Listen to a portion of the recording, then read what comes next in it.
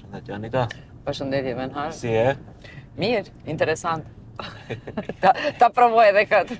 Si kështë e provu edhe? Si shkon puna? Puna mirë. Për fillim, faleminderit për ndërmjetësimin që e ke sjellë Arsim Papranikun për intervistën e parë të mundshme. Kështu që njerëzit e kanë kuptuar se ka qenë Anita Arsia, nuk ka qenë Artan Grubi, siç thonë për herë. Ashtu ma vete paska? Po, ka. Unë kam një aftësi për të lidh njerëz, për të bind njerëz, edhe mendoj që kam punën e duhur në kërkesën tënde për ta pasur. Ajo është dontia jote që ti e shfrytëzon më mirë. Faleminderit. Tregom tash ti normalisht njohin njerëzit, nuk duhet për të prezantu, po më bëni dallim mes rrjeteve sociale brenda 10 viteve, domethënë para 10 viteve dhe tash. Të bëj prerje fiks para 10 viteve, koha kur postonim këngë, kur postonim receta gatimi, kur lavdëroheshim me një dhuratë nga shoku familjari. Partneri, nëse tash unë atëherë nuk lavdërohesh për ato dhurata. Po edhe sot është një ambient komplet tjetër, toksik ta quajmë.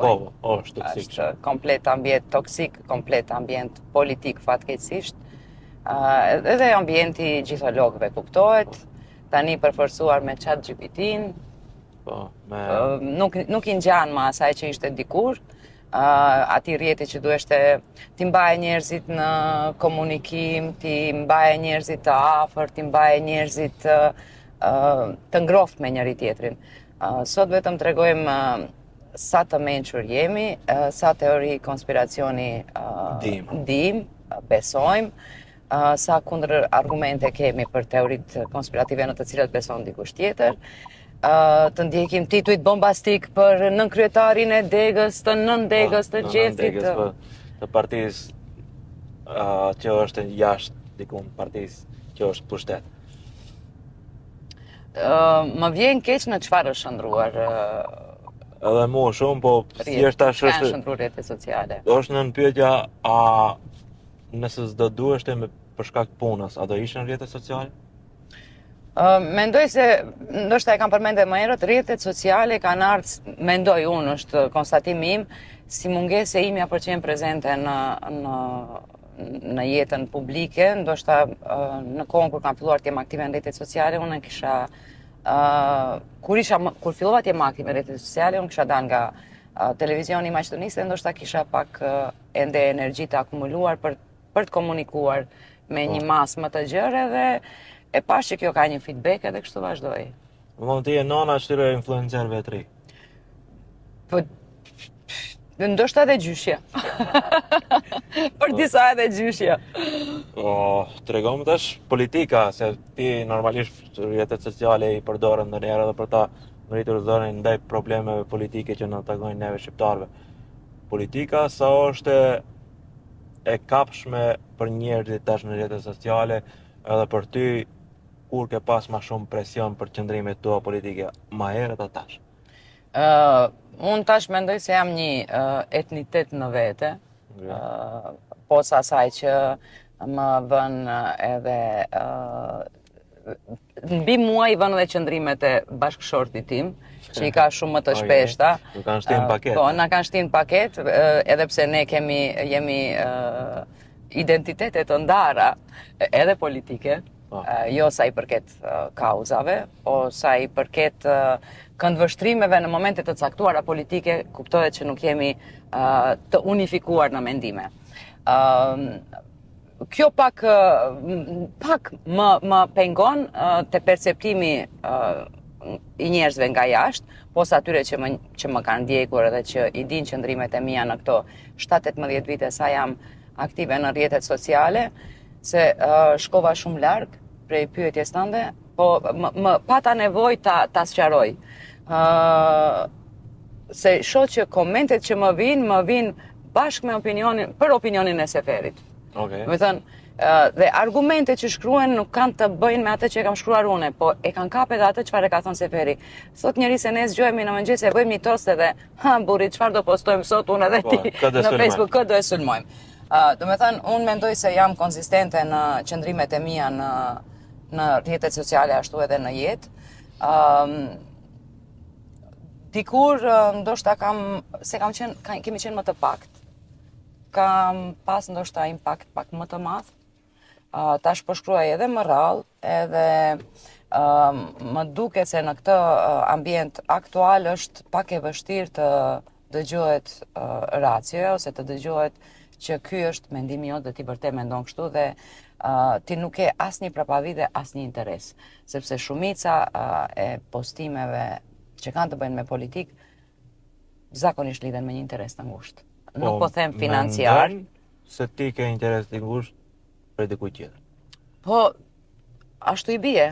Përpara kishe ti mendimin tënd. Sot ti duhet t'ua dëshmosh që këtë mendim, të njëjtin që po e thua sot. Nuk është financuar. Po jo, ky mendim ka ekzistuar edhe në kohën kur ka qenë pushteti i kaluar. Problemet që nuk janë zgjedhur atëherë, edhe që tani po shkojnë brapa, ti nuk mund të mos i përmendish. Dhe ato të thonë, aha, po jo. Po jo se ti e din se unë e kam shkruar këtë edhe në 2008-ën, edhe në 2010-ën. Problemi që sot po diskutohet, provimi i jurisprudencës nuk po flitet për herë të parë. Ja tani po e them një gjë që unë e kam thënë 10 herë në rrjetet sociale dhe kur nuk është folur në asnjë qark, është problemi ndoshta shumë minimal. Ne në Maqedoni nuk kemi test provim për lektor. A nuk pas ka nevojë gjua shqipe këtu në Maqedoni për lektor? Me thënë nuk e kemi të rregulluar askund çështjen e provimit të lektorëve. Ndoshta mua më ka tanguar si pjesë e teatrit ku kemi nevojë për një profil të tillë, të certifikuar. Edhe s'mund ta gjeni Edhe tash dikush do të thotë nëse mbas nuk e di sa kohë hapet kjo çështje, aha, tash pse janë këta në pushtet po e thua. E kam thënë vazhdimisht. Do të thënë ka aq shumë çështje që nuk janë zgjidhur, po nëse tash i përmendën, ku ke qenë deri dje? Aty kemi qenë. Të njëjtit kur kanë qenë në opozit, për ta ke qenë e mirë. Po. Nëse jam mësuar me këto, do të thënë urrejtjet, hejterat partijak. Jam mësuar, e kam bërë lëkurën e trash, nuk mbërzitem fort. Po, ndonjëherë edhe shkojnë tash normalisht i ke kriju familje edhe shkojnë në nerva se gjysën e nervave ti harxhon fëmia, gjysën partia. Po. Kogja nerva na harxhon partia dhe më së shumti ata që e mbrojnë partinë. Po. Ata që mendojnë se i bëjnë nder partisë nëse e sulmojnë Anitën, ata i kam shumë qejf. Unë më bën përshtypje, domethënë në fillim janë marrë me vantin tim në emision, nuk e disha pse. Edhe pastaj kur e sulmojsha ndonjë politikan normal me pyetje normale, njerëzore, prapë merrshin me vantin. Domethënë nuk e bishin në pyetjen, po bishin me pyetjen unë si dukem, edhe si flas. Tash imagjino ti jesh edhe femër. Po. Kjo është kështu një vlerë e shtuar për komentuesit. Po. Një 100% më shumë. Tregom te familja folëm, ti e një farë shembulli që unë e përdori për krejt ata gra që e kanë gajle pjesën e familjes. Edhe të marrë shembull, asnjëherë s'kom kërku leje për shkak se të marrë shembull për të mirë. Edhe ju thomë se si dur të çojta Anita dhe folish se kur nja nuk është vonë. Nëse e ke për pjesën e bashkëshortit, jo, për fëmijët. Për fëmijët, unë në mes asaj toksinës të politikës, disa herë hedh ndonjë postim që ka të bëj me fëmijët, ose që ka të bëj me periudhën kur unë tentoja të bëhem nën, vetëm për t'i inkurajuar 10 gra që mandej do të më shkruajnë në inbox, do të kërkojnë mendim ndoshta për mjek që është më pak relevant sepse mjek të mirë të infertilitetit fatmirësisht ka, po disa gra kanë nevojë për një shtytje dhe për t'ju dhënë besim. Domethënë mindset, krejt mindset është. Dëgjoj, ne që besojmë e dim që është pak punë e Zotit. Po, normal, ama... Punë e Zotit. Po Zotit ka dhënë mend në kokë, ti biesh punës brapa, edhe Zotit ka dhënë mend në kokë të gjesh forcën për të arritë rezultatin. Ti gjesh forcën, doktorat, krejt ti gjesh.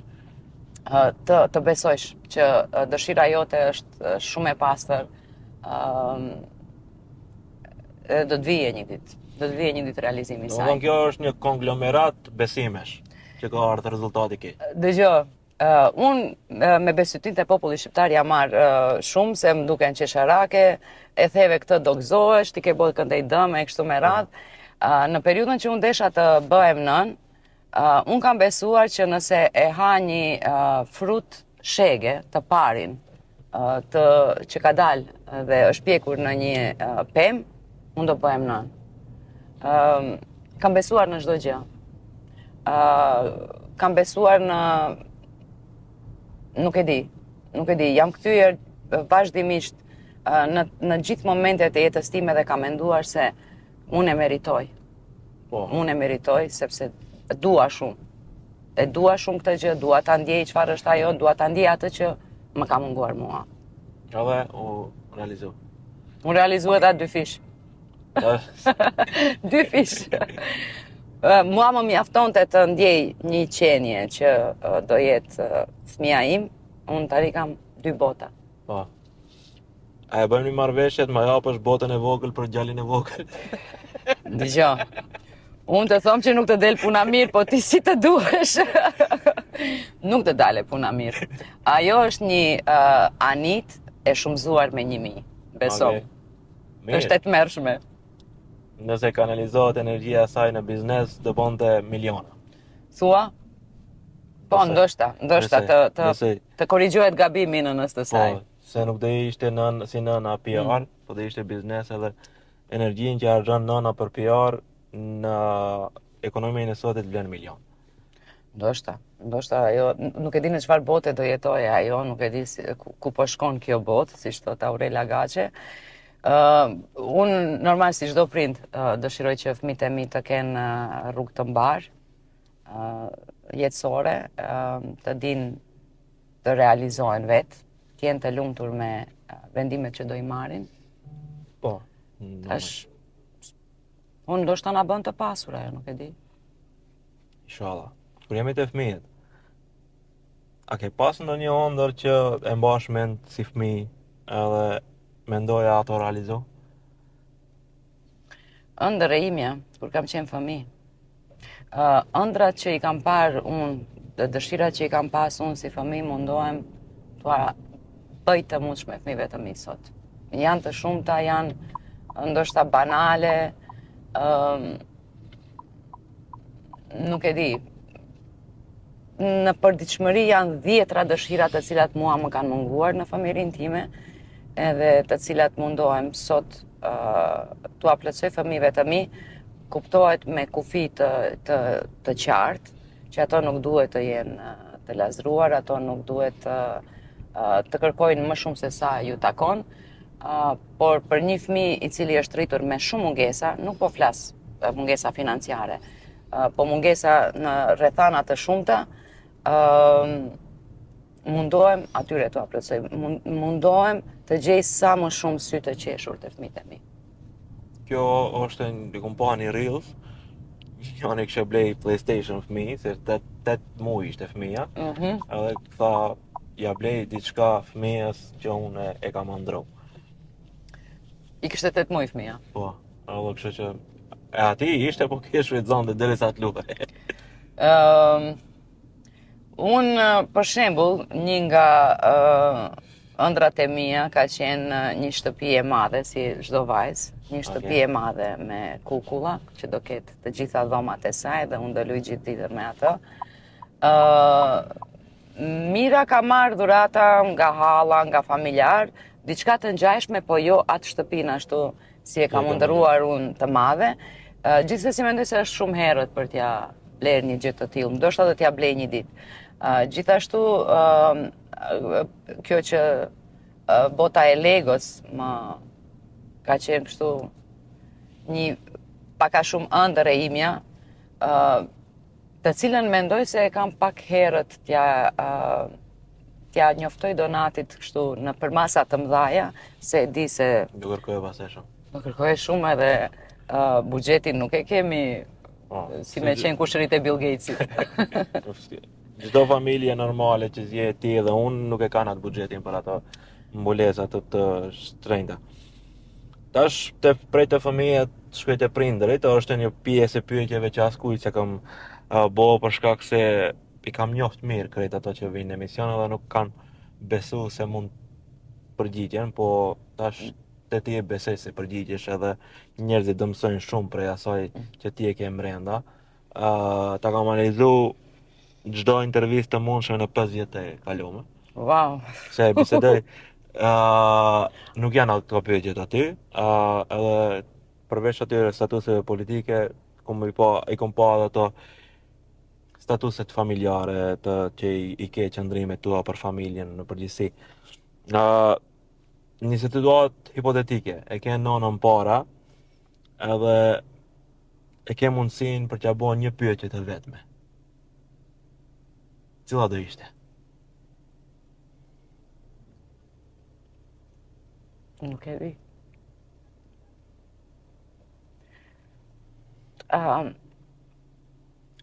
Ti pak më pregatite se nuk do jetë shëtitje e zakonshme. Jo, nuk është kjo si Izeta Bilalla që kanë qenë këtu. Thjesht është Çfarë spuntim ke bë prej të një njeri që e kam mbi 40 vjet në varr të Izetet e Bilallit. Jo, nuk është intervistë e zakonshme për politikë që shpesh herë nuk kam përshtypje përgjigjet. Nuk e di çfarë do ta kisha pyetur, po pyetja të cilën ja parashtroj shumë shpesh në këto 5 vitet e fundit, edhe asaj, edhe babushit, është a më sheh? Është pyetja që tash ja parashtroj, nuk e di çfarë do t'i kisha parashtruar, po është pyetja, a më sheh, sa mirë jam? Tu shohësh për këtë intervistë. Unë ja bëj të njëjtën pyetje babit, se shikir episodit nonën e kam gjallë, babit ja bëj pyetjen, a je krenar? Edhe çuditërisht një herë prej ditëve kur kam bë pyetjen, natën veç e kam pa në ëndër dhe më ka bë kështu. Unë çuditërisht kur e shef se ne besojmë që ata janë këtu, në momentin kur e shoh Donatin të qeshur, edhe është momenti kur më vjen ajo pyetja, zakonisht komunikoj me babushin dhe i them, e pyes me mendjen time a më shef, edhe Donati ma jep edhe një buzëqeshje. Edhe mendoj se ajo është përgjigjja që ata na shohin. Po, nëpërmjet fëmijëve.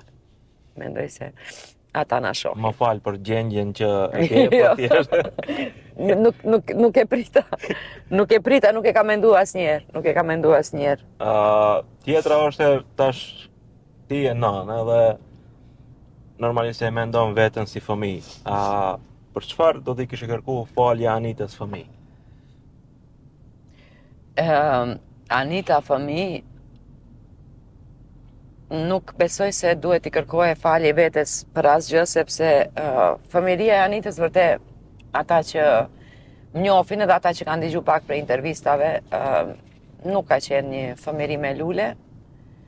Edhe nuk e di a duhet dikush prej përreth t'i kërkoje falje Anitës, flas nga pjesa e fëmijërisë. Po Anita si fëmijë, mendoj se ka qenë një luftarake për te forcave që mund t'i ketë një fëmijë nga mosha 3 vjeç e tutje. Nuk i kërkoj falje, vetëm i them bravo.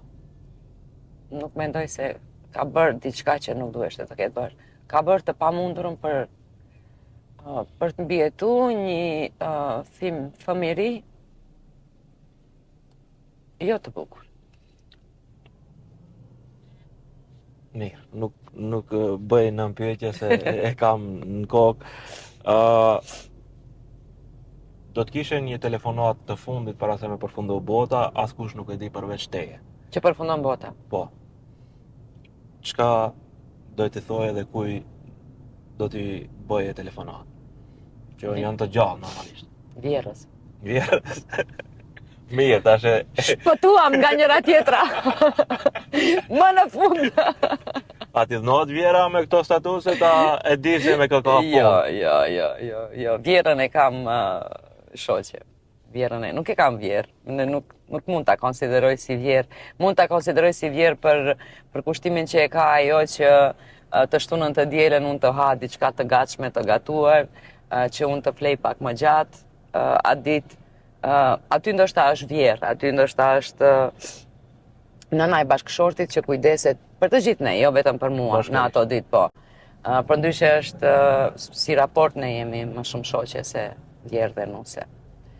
Po, jashtë humorit, jashtë asaj, kujde i kisha telefonuar? Po.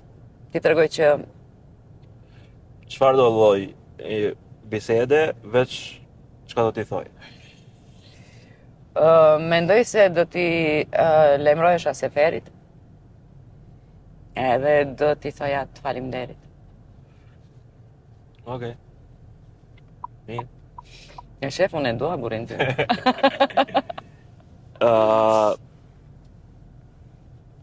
Unë nuk dishoj se ti e thuhet vërtetën për herë para çdo njeriu, edhe pse jemi të rrethuar me njerëz që e fejkin të vërtetën për t'ja bërë qejfin atit përballë, po nëse do duhesh të t'ja thuash dikujt të vërtetën absolute që ti e mendon në kokë, kujt do t'i drejtohesh edhe kush mendon se do ta mirë kuptonte të vërtetën tënde? Të vërtetat për mua ose për atë të cilët jetem? Për atë.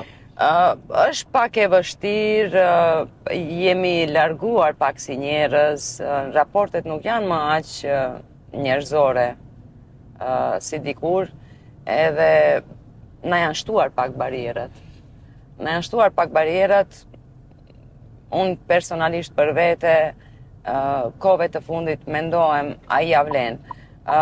Përpara merrja guximin dhe e thirrja një shoqe nëse nuk më pëlqenin dy bisedat e fundita me të. Edhe e pyesnja nëse është problemi te unë ose ajo ka ndonjë problem personal dhe ndodh kjo. Mund t'e kuptosh prej sjelljes atyre. E kuptosha prej sjelljes, do dilte diçka komplet e 10 në ato rrethana, po ndoshta perceptimi im ka qenë i gabuar. Tani më nuk e di a ja vlen, nuk e di a kam energji t'i ul njerëzit dhe t'ju them disa të vërteta, të cilat në ndonjë kohë tjetër do t'ua kisha thënë. Ndoshta po e flas kështu pak si me komplikim, po ata që e dëgjojnë do marrin mesazhin. Po. Shpresoj Greta ta ndjekin se... Di çfarë, Venhar, unë jepem ndaj njerëzve pa kusht. Okay. Do me thënë, pa marrë parasysh afërsisë që ti e ke me mua. Nëse ti për një çështje ke treguar afërsi me mua, ajo afërsi mbetet vetëm mes meje dhe te, pikërisht vetëm për atë çështje. Ndoshta është e gabuar që unë pres të njëjtën nga ti. Ndoshta këtu është gabimi im që nuk e kam mësuar kurrë në jetë, edhe ndonjëherë pak dëshpërohem. Edhe ajo që them është që nuk di ta ul atë njeri dhe ti them, dëgjoj, më ke dëshpëruar këtu. Atë ke pikë dobët? Po ajo është një gjë që tani më nuk e pastroj, më herët e pastroja, më kupton? Tash nuk merresh, mos e lodh. Nuk merrem, nuk e di a ja vle, ndoshta edhe është një moshë që lëndohesh ndryshe nga njerëzit. Si i largon njerëzit toksik prej jetës? Veç nuk komunikon? Pa, i lënë çështu në një përshëndetje. Okej. Nuk kam njerëz me të cilët nuk flas fare. To janë mësim për mua. Po? Po. Po tash nuk jam në një karakter të cilin bash duhet ta ndjekish, se unë jam një njeri që fal. Nuk ndalet së faluri, edhe ata që nuk meritojnë i fal. Okej. Mendoj se nuk do ta tepërsh me fal. Po edhe unë mendoj, po hece thuj. Qashtu i ndërtume. Tash është një pyetje që s'ka lidhje me ty, domethënë me punën tënde, Okej. për biznes. Se di a ke pas përvoja me biznes, punës e di ke qenë në punë se shteti prej kohës kur që është dikun të 2010 e këndej. jemi në formë online, po pastaj edhe ndërkohë jemi pa edhe në evente të ndryshme. Nëse do ta dije si sigur që biznesi ecën mirë, cila është bransha apo cila është biznesi që do ta bëj? Do të bëja një gjë që mendoj se më mungon në Shkupe dhe kudo. Tash mos e shef që dhe kjo lidhet me fëmirin. Prap kthehemi te fëmiria. Do doja një zinxhir për pjekurina, për krofne, për kifle, për gjëra kështu për mëngjes, po të cilat do t'ishin të bëra si në shtëpi.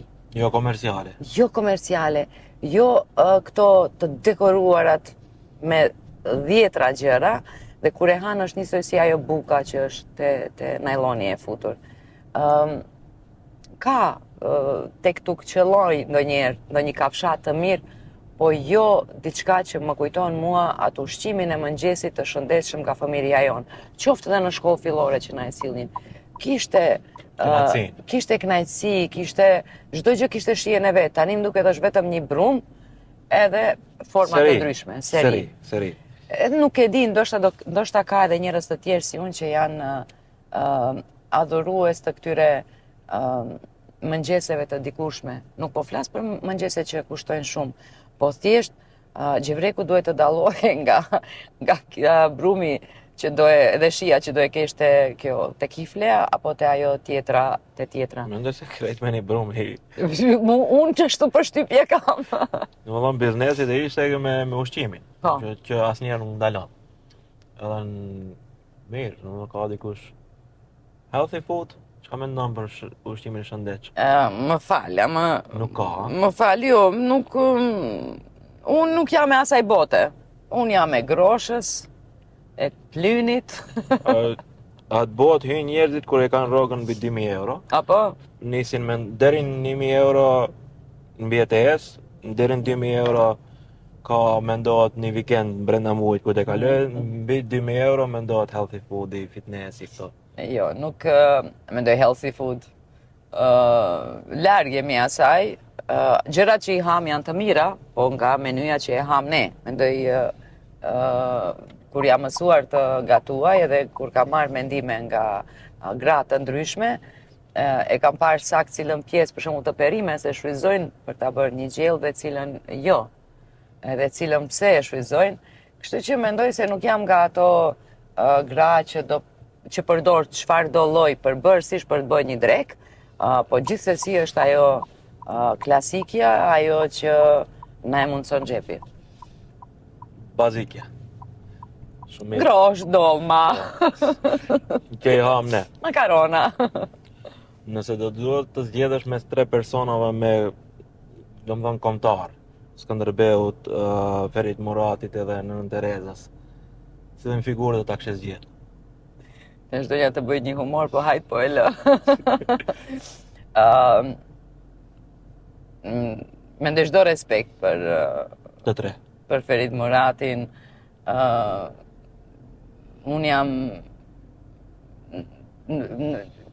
jo promovues, po domethënë Nën Terezën, po mangau dikush ja nxjerr syt. Po është reagimin për Epsteinin që nuk korrespondonin vitet e veprimtarisë Nën Terezës dhe dosjet e Epsteinit. Po, se u ktheve te teoritë, po gjithsesi, edhe 20 edhe 50 figura tjera të më kishe vënë në këtë listë, është i pakrahasueshëm Skënderbeu. Është i pakrahasueshëm se është uni jon, identiteti jon, është ajo në të cilën unë besoj, familja ime beson, është më i rëndësishmi për ne. Është identiteti. Mirë. Ta shprej të gjallat shkom të vdekurit. Ku do më qësh tash? Unë shpesh e bëj këtë pyetje, një herë më ka dalë në TikTok, edhe shpesh e bëj këtë pyetje, nëse mendoj veten të vdekur, edhe a ditë të varosin, kush do të qëndrohet e varit më shumë?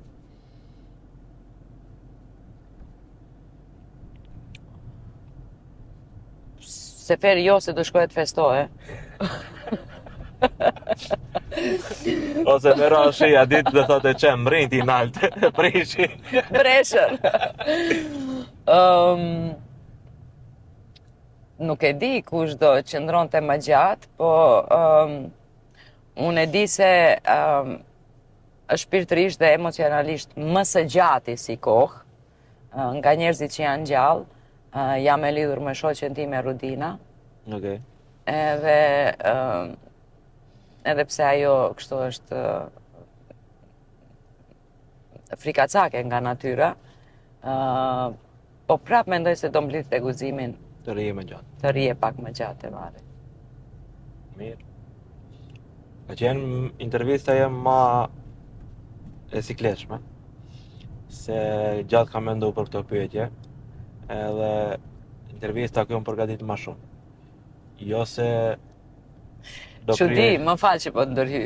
Se ende pregatiten gazetarët kështu për intervista? Jo, unë shumë jam pregatit. Në thonë, kur e di se kam politikan, në më thonë prej punës, nuk pregatitem as pak, veç që shkruaj temat si formë skenari, mos flasim pa lidhje, po mbi të gjitha jam pregatit shumë se më ka bo përshtypje për herë ajo forcia jote. Por ja arrita qëllimin që forcinë tonë dhe ta bëj plot. Njerëzit edhe nga fizionomia, edhe nga qëndrimi që janë të vrashë në shikim të parë, ato zakonisht ato e kanë një mburojë dhe një masë të fuqishme për gjithë plagët që i kanë prapa. Në periudhën e fundit mendohesha nga njerëzit që i kanë përreth që po sëmuren nga virozat, kokëdhimbja, shoqeve të mia kanë filluar më problemet me shtypjen, me eshtrat. Thash, shqyrë zotit, ishi asi e kështu si vinë këto, thash, shënditërisht tash unë në jetë nuk kam pas në një problem shëndetësor, dhe mandej më kujtua që gjërat janë në peshore. Unë kam pas aq shumë lëndime shpirtërore, emocionale, sa Zoti më ka rujt nga ky aspekti fizik të jem Zoti ti ka qenë emocione. Një gabim në komunikacion edhe se patjetër ne kemi detyrë ta bëjmë edukimin, sensibilizimin e njerëzve të vëzitë më mirë, një gabim që i dënu edhe nuk e bon. Unë nuk jam shofer që bëj gabime, pos atje ku jetoj që e kam pak të vështirë për të nisë nga parkingu edhe kaloj aty ka vijat plota, po gjithë qinjët e bëjmë atë edhe kështu e kemi marrë si modus vivendi aty. Ka njerë, kalo. Më ka ndërnimi më i madh që duheshte ta marr ishte e vozisnja veturën me pak të, si quhet, librezën e veturës. Me librezë të skaduar, do me thonë me regjistrim të skaduar të veturës, pak nuk isha e vetëdijshme që ishte bërë një muaj, e dinja që në atë periudhë duhet të bëhet, po e mira e gjithë punës ishte se unë kisha këtu një lule të madhe, një brosh, në ora 11 në mëngjes isha e lyer, o zot. Për ndonjë event? Kthehesha nga eventi, me kryeministrin e atëhershëm, hapej nuk e di, me siguri ndonjëra nga zonat industriale, edhe më pyetën si ka ndodhur, thash më falni, isha vonë për evente kështu, patën mirë kuptim policët, po me kush që ta bëj pagesën sa më shpejt. Regjistrimin, po. Se në fakt nuk ishte problemi i kohës për regjistrimin, ishte problemi i pagesës. Bazik, ne jemi njerë bazike. Po, mendoj se jam e kujdesshme, tash, Safe mua nuk më kryen ndonjë punë se unë lëviz në përçajir me veturën. Aty nuk mund ta ngresh më shumë se 20. Kështu që nuk kam probleme. Ditën që e marr veturën e seferit, shkoj me qëllim diku ku mund ta shkeli pak. Të dyja dënimi. Ti shkojnë aty dënimet. Si do duk vozitja? Shumë e këndshme. Të pyeta apo prej fillim sa je i kënaqur me veturën e kështu. Po, e di si i thonë shqip rollercoaster? Po. Po kjo ka rollercoaster emocionesh? Emocionesh. Vozitja ishte shumë kështu si një bark, Po biseda ishte kështu. Po Faleminderit, faleminderit që më hape ti parashtroj vetes pyetje që asnjëherë nuk i kam menduar se duhet ti Do parashtroj. t'ja jap fletën e pyetjeve, kështu që mund t'i trajnosh pyetjet. Shumë faleminderit për kohën. Ishte kënaqësi. Faleminderit, të uroj suksese dhe kurdo që të mendosh se mund të bindë dikën që të vi Po, ndërmjetësues. ndërmjetësues. Ishte kënaqësi. O zot, gjithashtu. Faleminderit.